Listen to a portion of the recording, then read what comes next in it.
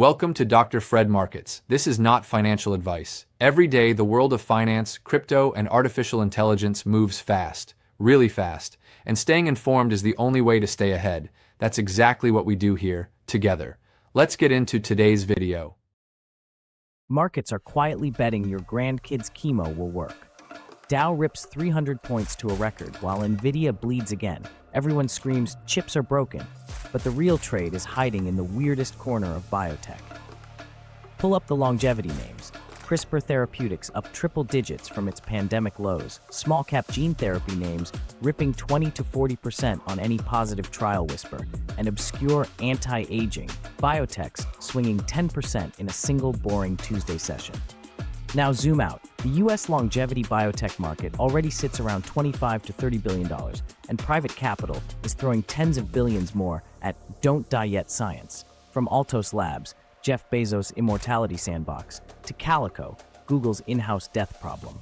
These are not feel-good charities. They are aggressive return machines that treat your lifespan like a product cycle. Here's the third signal electroshocking this story.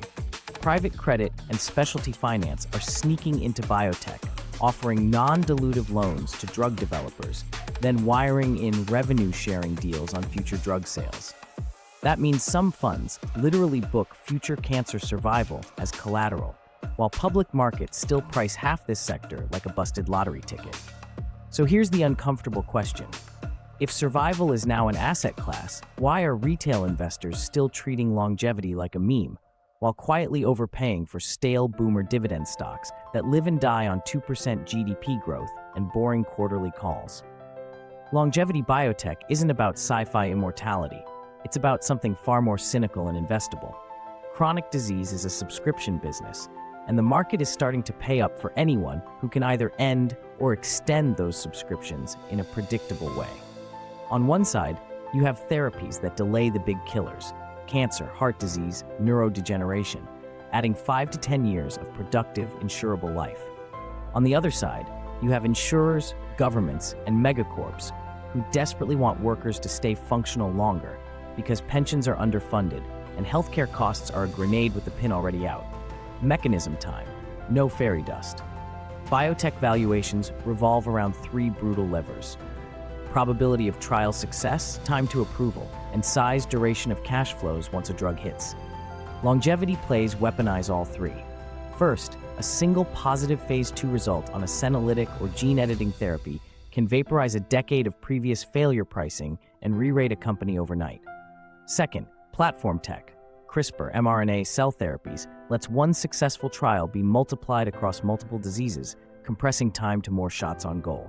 Third, if you're treating aging pathways, you're effectively targeting every old body on Earth, meaning revenue tails that look more like infrastructure than classic one-and-done drugs. Here's the one thing almost nobody understands.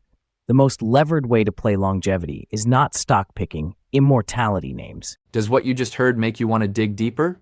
Good, because that curiosity is exactly what brought you here, and the second part is going to take it further. Let's go. It's understanding that as people live and work longer, entire cash flow engines shift. Mortgages, annuities, life insurers, even boring REITs that own medical offices and senior housing. Longevity is a macro factor, not a niche theme.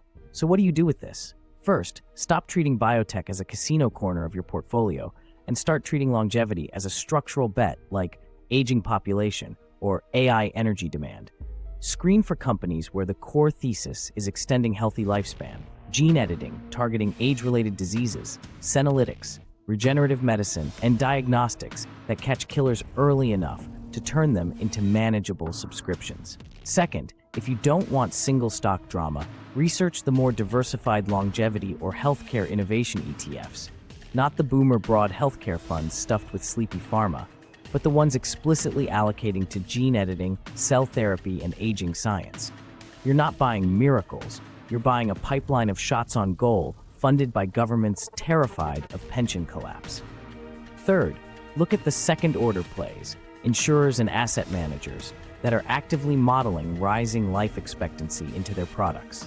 Companies that accurately price you living to 95 without falling apart will vaporize those that keep pretending the world still dies at 78 with a gold watch. Public filings already show shifts in assumptions. That's investable data, not a TED Talk. Here's your takeaway in one punch. The market already decided that buying 5 more years of your life is good business. It just hasn't adjusted the price of that decision across the rest of the financial system yet. The first investors who treat longevity as an economic regime shift rather than a science project will own the picks and shovels of the last great gold rush, time. This is not financial advice, but it is the truth. So, 3 steps before you go back to scrolling trash.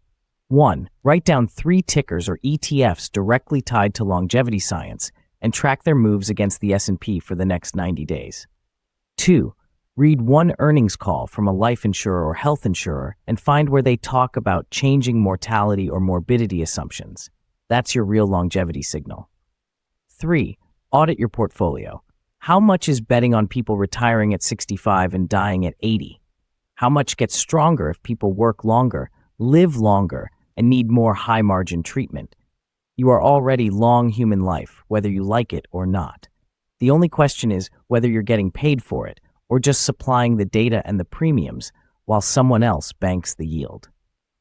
Subscribe, come back tomorrow, and we'll keep dissecting the markets places everyone else is too squeamish to touch. This is not financial advice. If you enjoyed this video, please subscribe to the channel and check the links in the first comment below. That's it for today on Dr. Fred Markets. I hope this gave you clarity and a new perspective. Remember, this is not financial advice. Always do your own research. If you found this useful, subscribe. It's free and it helps the channel grow. Find me on the blog at drfredmarkets.com and join the newsletter via the link in bio. I'm Dr. Fred Markets. See you in the next one.